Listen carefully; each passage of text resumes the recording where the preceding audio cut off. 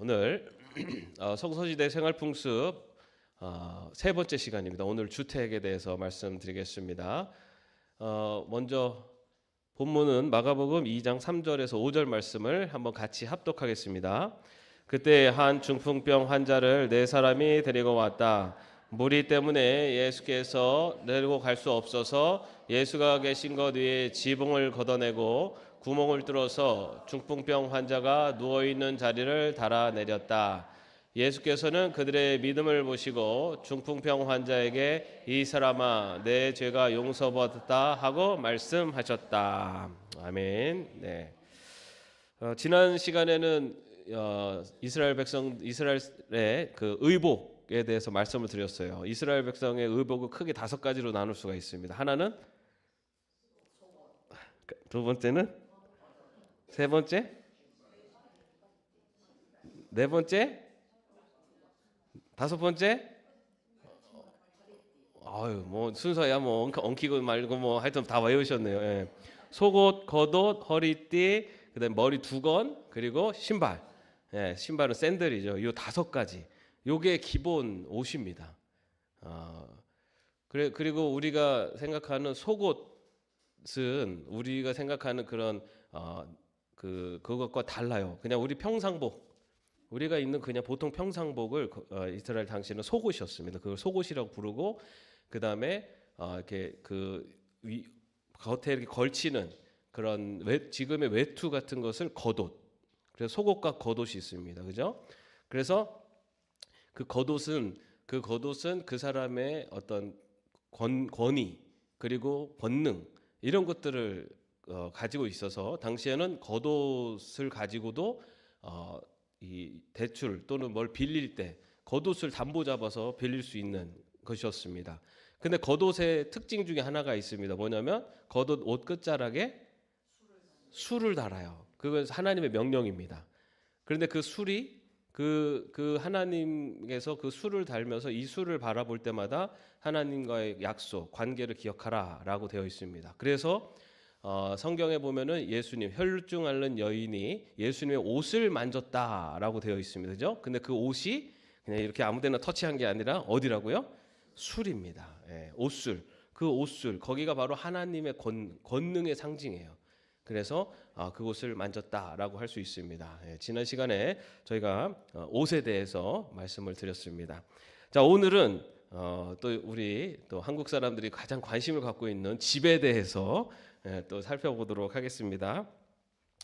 자, 이스라엘에는 그 고대 이스라엘부터 이제 그 현재까지 이를 수가 있는데요.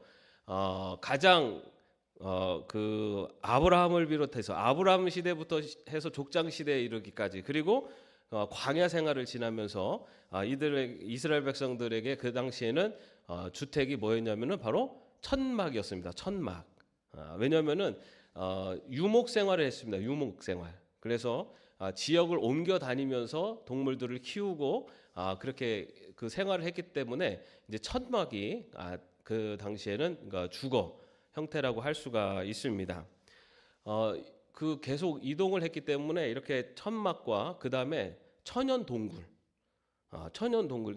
그 이스라엘은 또 바위산이 많아요. 그리고 거기에 이제 동굴들이 많이 형성이 돼 있는데 그런 천연 동굴하고 저는 천막이 아브라함 시대부터 저 광야 시대, 출애굽 이후 광야 시대까지는 이 천막이 이제 주로 주거 형태였고요.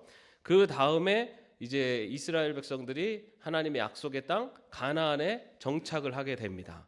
정착을 하게 되면서부터는 이제는 이동을 하기보다는 그 자리에서 농사를 짓거나 아니면은 그 자리에 있으면서 유목을 하게 됩니다. 그러면서 당시에 이제 어떤 그 구조들이 나타나게 되냐면은 이제 흙벽돌, 흙에다가 지푸라기 같은 거를 이렇게 섞어서 흙벽돌을 말려 가지고 그걸 만들어 해서 흙벽돌 집이 나타나기 시작하고, 그 다음에 여러분 우리 저기 성지순례 이제 가보시면 알겠지만은 이스라엘 그 팔레스타인 그 지역은 그러니까 돌이 많아요. 돌.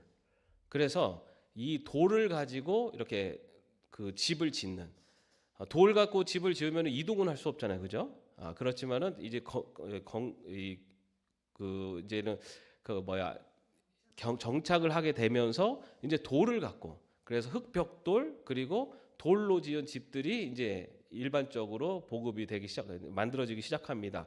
그러나 여전히 텐트 생활을 하는 이들도 있었어요. 예. 여러분, 예수님의 직업이 뭡니까? 그죠? 우리 다 목수라고 하잖아요, 그죠? 근데 여러분, 이스라엘 땅에는 나무가 많을까요? 돌이 많을까요? 예. 나무는 오히려 더 찾기가 어려워요. 나무는 그 백향목, 다시 말해 다른 더 해발 고도가 높은 지역에 가 있기 때문에 사실은 우리는 예수님의 아버지 요셉, 또 예수님의 그 직업을 목수라고 하지만, 우리가 생각하는 나무를 다루는 그런 목수라는 의미가 그거보다는요, 사실은 당시의 상황으로 보면은 석공에 가깝습니다. 석공. 저런 돌을 갖고 집을 짓는. 그래서 그렇다고 나무를 또 안 쓰는 건 아니에요. 나중에 말씀드리겠지만은 집을 지을 때 나무도 써요. 그래서 나무와 돌을 다 사용하는, 그래서 건축자라고도 그렇게 표현합니다. 그래서 예수님의 직업이 뭡니까? 그러면은 목수요. 그러면은 아주 이렇게 그 기초적인 단계고, 예수님의 직업이 뭡니까? 그러면은 석공이요. 그러면은 두 번째 단계고, 예수님 직업이 뭡니까? 건축자요. 그러면은 제일 그 높은 단계라고 할 수가 있습니다. 예수님 직업이 뭡니까? 아직도 목공이라고 주장하시는 분 계세요? 예. 자, 예, 그래서 예수님 당시에, 왜냐하면은 여러분, 우리가 집을 짓거나 뭘 할 때 구하기 어려운 걸 갖고 짓겠습니까? 구하기 쉬운 걸 갖고 짓겠습니까? 쉬운 걸 갖고 져요. 그래서 그 이스라엘은 저런 그 돌이 많은 지역이에요. 그래서 돌로, 그리고 또 이렇게 흙을 구워서 말려서 벽돌을 만들어 짓는 이런 형태들이 이제 나타나게 됩니다. 자, 그렇다면은 이 그 집을 짓는 과정은 어떠냐? 요게 이제 그 천막은 말 그대로 여러분, 우리 텐트 구조랑 비슷하죠. 가운데 한 2m 정도 되는 큰 기둥, 그 나무 기둥 3개를 세우고, 그 다음에 그 양쪽에 또 이렇게 벽으로다가 할 수 있는 조금 낮은 또 그 나무 기둥을 세우고, 그 위에 천막으로 덮는 겁니다. 그리고 맨 끝에다가는 끈을 매달아서 바닥 그게 박아놓은 그 말뚝에다가 묶는 형태예요. 굉장히 단순하죠, 그죠? 예. 근데 저렇게, 왜냐면은 오늘 쳤다가 또 때가 되면은 이동을 해야 되기 때문에 천막을 치는 방법이 복잡하지 않습니다. 그렇게 간단하게 하고 하는데, 그런데 그 내부 구조를 또 어떻게 나누냐면, 그 내부 안에서 또 이렇게 천을 이렇게 늘어뜨려서 이렇게 구조를 이렇게 나눕니다. 그래서 안쪽에는 여자들이 생활하는 공간으로 이렇게 구분을 해줍니다. 그래서 외부에서 손님이 왔을 때는 그 안쪽으로는 들어가지 못해요. 그 바깥에서 이렇게 만나서 그러니까 그 천막에서도 안쪽은 여성들의 공간입니다. 그래서 여러분, 그 아브라함이 손님들을 맞이했잖아요. 그럴 때 아브라함이 그 손님들하고 얘기할 때 내 아내 사라가 임신할 것이다라고 했을 때 사라가 커튼 뒤에서 웃었다라고 되어 있어요. 그게 왜 그러냐면은 저 안에서 커튼으로 나눠져 있는 여성들이 있는 그 커튼 뒤에서 그 대화를 다 듣고 있었기 때문에, 그래서 그렇게 표현이 된 겁니다. 자, 그래서 이렇게 천막이 이렇게 지어지는데요. 그리고 이제 뭐 비가 오거나 했을 때는 저 천막 안에서 불도 피워서 이렇게 그 음식을 준비하기도 했습니다. 자, 이렇게 이제 천막은 이런 형태고, 그다음에 이제 주택 형태입니다. 주택 우리나라에서는 그 집터가 어떤 데가 좋다고 합니까? 배산임수, 그죠? 또 남향, 뭐 이런 그런 게 있잖아요, 그죠? 여러분, 배산임수가 왜 우리나라는 그거를 집터로, 좋은 집터로 얘기하죠? 뭐냐면은 일단은 남향을 하잖아요. 남향, 그죠? 남향을 하고, 그 다음에 이제 그 산이 북쪽에 이제 산이 이렇게 막고 있으면은 북풍, 차가운 바람을 막아주는 거예요. 그리고 남향을 하기 때문에 이제 해가 잘 들고 그다음에 물이 있기 때문에 수분 조절을 해줘서 습기 조절을 해주는, 그래서 거기가 좋은 집터다라고 그렇게 합니다. 그러면은 이스라엘에서 좋은 집터는 어딜까요? 네? 네. 이스라엘 땅은 이 사방이 이 적군에 의해서 둘러싸여 있는 그 지역입니다. 아시는 것처럼 이집트, 그다음에 시리아 뭐 이렇게 있다 보니까 이 이스라엘 이 가나안 이 땅은 항상 이방인들의 침략이 많아요. 그래가지고 제일 인기 있는 사람들이 살 수 있는 공간은 어디냐면은 높은 곳입니다. 그리고 사방이 적들의 침입으로부터 방어를 할 수 있는 것. 그래서 여러분 예루살렘이 사실 그 꼭대기에 물도 잘 안 나오고 뭐 나무도 없잖아요. 그런데도 거기가 예루살렘이 그 동안에 그 이스라엘의 중심이 된 이유는 예루살렘 일단은 해발 고도가 높아요. 그리고 양쪽으로다가 그 계곡이 있습니다. 계곡. 그래서 그 계곡이 이렇게 양쪽으로 다 있으니까 기드온하고 흰논 계곡이 이렇게 있기 때문에 한쪽밖에 들어올 수 있는 곳이 없어요.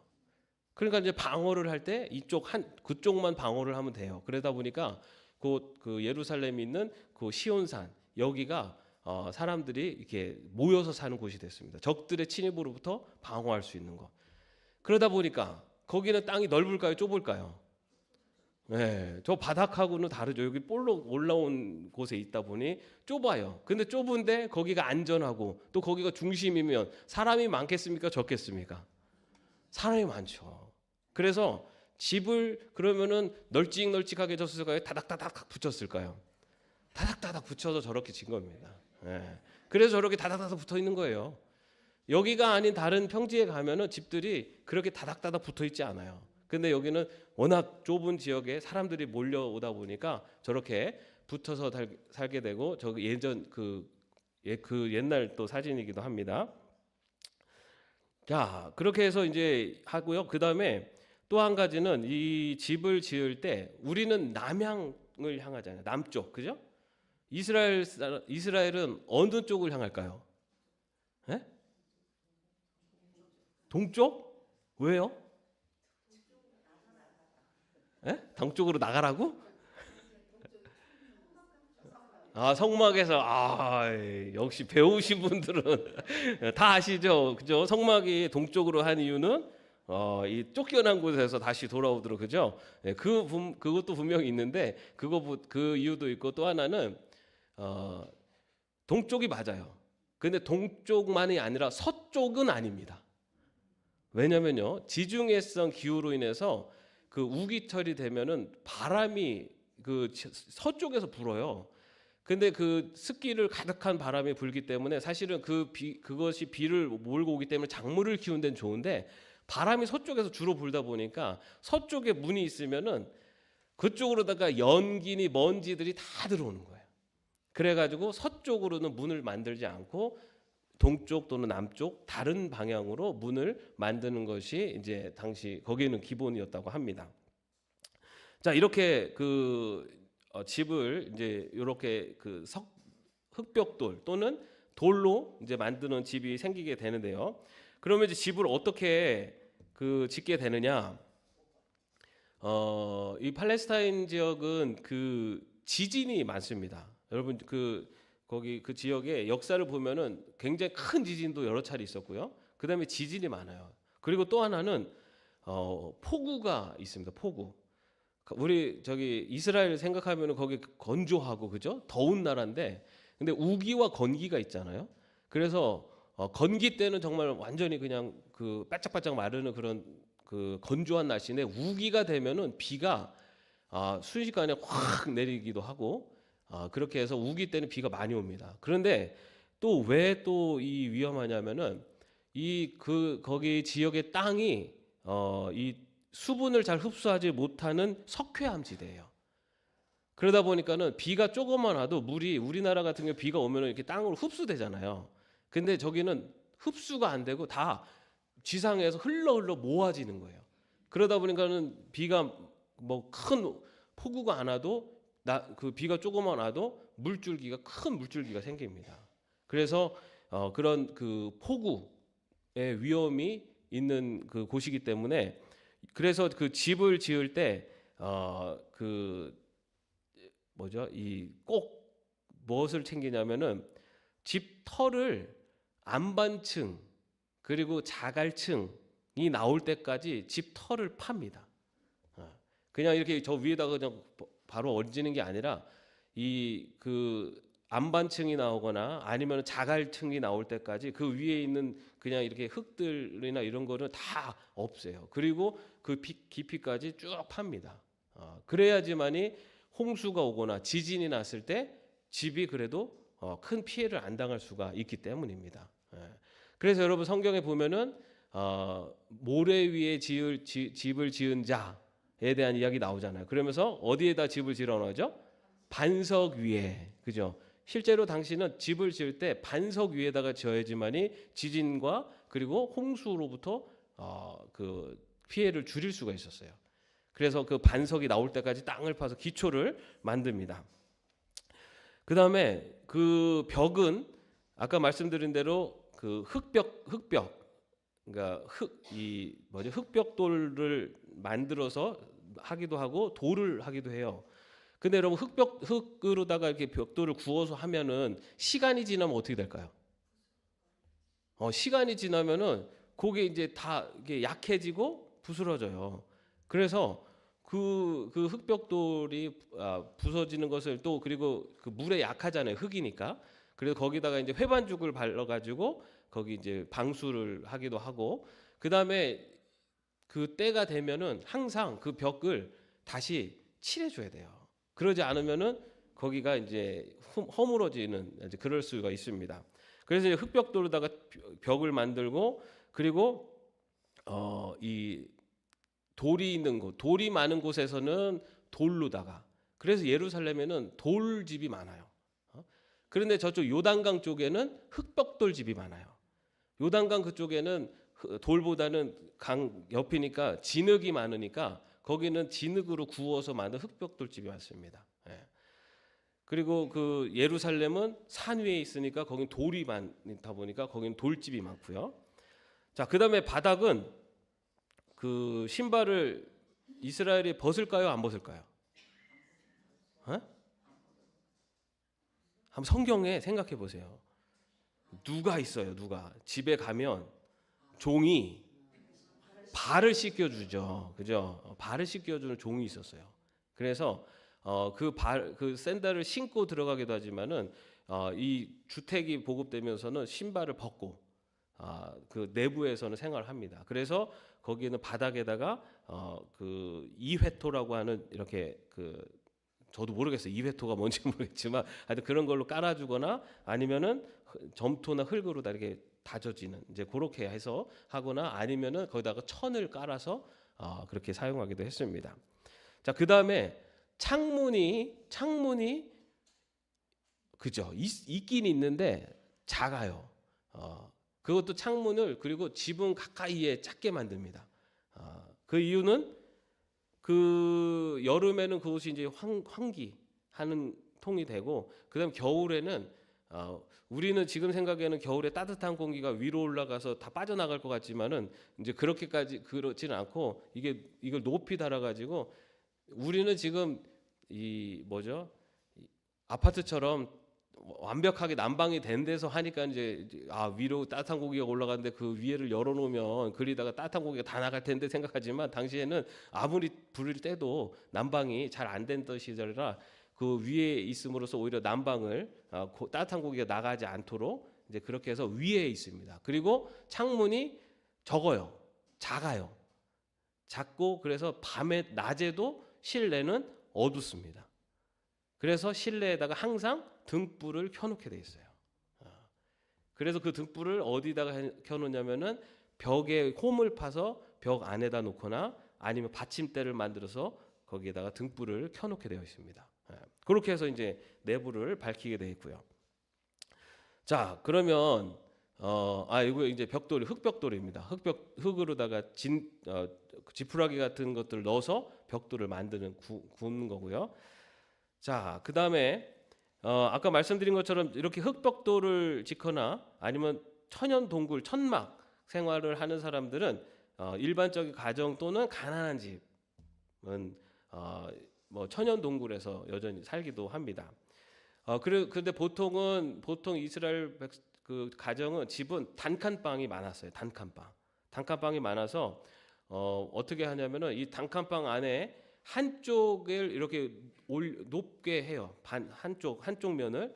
그리고 그 올라가는 계단을 한두 개 만들어 놓고, 그리고 그 위에가 가족들이 사는 곳입니다. 저 단칸방 안에 한쪽을 좀 높게 올려 가지고 거기에서 가족들이 거기서 자고 먹고 하는 곳이에요. 그리고 그 계단 내려오는 그 바로 그 바닥은 거기서 이제 그 곡식을 저장하기도 하고 거기서 요리를 하기도 하고, 그 다음에 날이 굳거나 날씨가 추울 때는 거기에 짐승들이 그 안에 들어와서 같이 자는 겁니다. 단칸방 안에서는 그렇게 짐승들이 안에 들어와서 같이 자요. 그래서 예수님이 태어나신 곳이 어디냐? 라고 했을 때 이제 두 가지 썰이 있어요. 하나는 당시 제가 말씀드린 그 천연 동굴에서 짐승들을 이렇게 키우기도 했습니다. 그래서 이 천연 동굴 안에 짐승들 키우는 그곳에서 예수님이 태어나셨다. 그래서 거기에 이제 그 말구유, 말의 밥통이죠. 말구유가 그래서 거기 있었고 거기에 예수님이 눕히셨다라고도 하고, 또 하나는 지금 저런 집 구조에서는 저 집 안에도 말구유가 있습니다. 짐승들을 내부에서 보호해 같이 있었기 때문에, 그래서 예수님이 저런 그 집 안에서 태어나셨고 그 집 안에 있는 이제 말구유에서 누이셨다라고도 그렇게 이야기를 합니다. 자, 그래서 저렇게 온 가족이 저기 다 같이 자는 거예요. 그래서 성경에 보면은 멀리서 찾아온 친구에 먹을 것을 주기 위해서 옆 집에 찾아가서 먹을 것 좀 달라고 했을 때 거절을 하는데, 거절하는 이유가 뭐였냐면은 우리 집 식구들이 다 깬다라고 하면서 거절을 해요. 그게 왜 그 얘기가 당시에는 그 얘기가 그대로 이해가 됐냐면, 저렇게 다 같이 자기 때문에 누구 하나가 일어나서 꼼지락거리면은 이제 다 깨는 거예요. 그런 실제적으로 그 집 구조가 그렇게 되어 있습니다. 자, 요거는 이제 일반 서민들 또 이제 그 가난한 사람들은 이제 천연 동굴에서 자기도 하고요. 그다음에 이제 요거는 아까 거기 그 가족들 이게 약간 조금 우리가 예전 구들장이라고 그러나요? 구들장? 그죠? 우리 옛날 그 가옥 구조에서 구들장처럼 높이 있는 그 위에서 생활을 하고 그 밑에서는 이제 다른 이제 음식을 하거나 하는 것을 사용합니다. 자, 그리고 이제 부유한 집은 이 시작 시대 이후에 와서는 이제 그리스 로마의 영향을 많이 받아요. 그래가지고 방이 저렇게 그 벽돌 또는 돌로다가 지었는데도 방이 한 4개, 그리고 2층 이런 식으로 굉장히 이게 부유한 이제 집들도 많이 생깁니다. 저렇게 1층, 2층으로 돼서 1층에는 짐승들도 키우기도 하지만 2층에 침실로 다 돼 있고, 그리고 어떤 곳에는 집 안뜰, 바깥뜰까지 있어서 그렇게 이제 구조도 돼 있고, 바닥에다가는 그 색유리로 모자이크를 하기도 하고, 회반죽을 발라서 벽면에다가 그림을 그리기도 하고, 또 창고나 욕조 그리고 물탱크까지 여러 가지 이렇게 부유한 집을 소유한 사람들도 있었습니다. 오늘날이나 옛날이나 부자들은 아주 넉넉하게 잘 꾸미고 살았어요. 그 성경에 보면은 예수님의 제자들이 예수님하고 유월절 만찬을 한 곳이 어디였죠? 누구네 집이었죠? 마리아의 집이었어요. 그죠? 마리아의 2층. 그래서 그리고 사실 마리아가 부유층에 속했습니다. 마리아가 그 마가의 어머니 마리아가 그 2층 집을 이렇게 식탁으로다가 쓸 수 있는 2층 집을 소유한 이제 그런 당시에 그 가난한 집은 아니었어요. 저렇게 2층 집으로 돼서 저렇게 그 집을 짓기도 합니다. 자, 그런데 이스라엘 집 구조가 사실은 크게 특별한 게 없는데 아주 특별한 곳이 한 곳이 있어요. 거기가 어디냐면 바로 지붕입니다. 지붕. 지붕. 그 집 내부는 다 비슷한데요. 저 지붕이 있는데 저 지붕이 또 다른 다용도 공간이에요. 저 지붕이. 그래서 저 지붕에서 도시는 그 아까 말씀드린 예루살렘이나 이런 도시에 저렇게 빡빡하게 그 집들이 지어지면은 그 외부나 바깥 길이나 이런 데는 다시 도시 정비나 이런 것이 안 닿기 때문에 오히려 지저분하고 오히려 신선한 공기를 그리고 쾌적한 공간이 어디였냐면은 바로 지붕이었어요. 그래서 지붕에서 사람들이 이곳에서 여러 가지 다양한 일들을 했는데 뭐 거기에다가 곡식을 포도나 곡식 같은 것을 말리기도 하고 그 다음에 무더운 여름에는 거기 나와서 바깥에서 잠을 자기도 하고요. 그리고 여기에서 그 기도하는 공간으로도 사용하기도 하고 그리고 그 위층을 아까 올려가지고 2층을 식당처럼 이렇게 그 외부의 손님들을 대접하는 곳으로 쓰기도 하고 그리고 우리가 잘 아는 밧세바 우리아의 밧세바 목욕탕이 저 집 안에 있었던 게 아니라 저 위에 이렇게 있기도 합니다. 그래서 그 예루살렘 그 다윗의 성 그리고 그 성이 제일 위에 있었어요. 그래서 이렇게 보면은 그 밑에 있는 지붕에서 있는 사람들이 다 보여요. 그래서 이 밧세바가 설마 이 지붕에다 해놓고 완전 노출시키지는 않았을 거 아니에요. 그래서 이게 밧세바가 유혹을 한 거냐 아니면 다윗이 그냥 우연히 본 거냐 요거를 갖고도 조금 논쟁이 있습니다. 왜냐하면 위에다가 그런 그 목욕 시설을 해놔도 보통은 다 이렇게 그 외부에서 보지 못하도록 다 해놓는데 근데 그 다윗이 그걸 이렇게 볼 수 있었다라는 것은 혹여 그게 이제 유혹한 게 아니냐 이렇게까지도 보기도 하는데 그거는 뭐 잘 모릅니다. 그러나 어쨌든 저 위에서 옥상 아니가 저 지붕 위 우리는 옥상이라고 그러죠, 그죠? 저곳이 아주 다양한 공간으로 사용이 됩니다. 자, 그러면 오늘 우리가 읽은 말씀에 예수님을 만나러 중풍병에 걸린 그 친구를 데리고 4명의 친구들이 왔어요. 그죠? 왔는데 어떻게 했습니까? 사람들로 인해서 그 안으로는 들어갈 수가 없게 되자 어떻게 했습니까? 지붕으로 올라갔다라고 되어 있어요. 그죠? 자, 저 지붕은 우리나라 뭐 옛날 그 뭐 초가집처럼 이렇게 돼 있는 지붕이 아니라 저렇게 다용도 공간으로 사용되는 지붕을 말합니다. 저렇게 다용도 공간으로 사용하는 지붕이에요. 그래서 저 위로 올라갔다는 겁니다. 근데 이 위로 올라가는 계단이 바깥에 있습니다.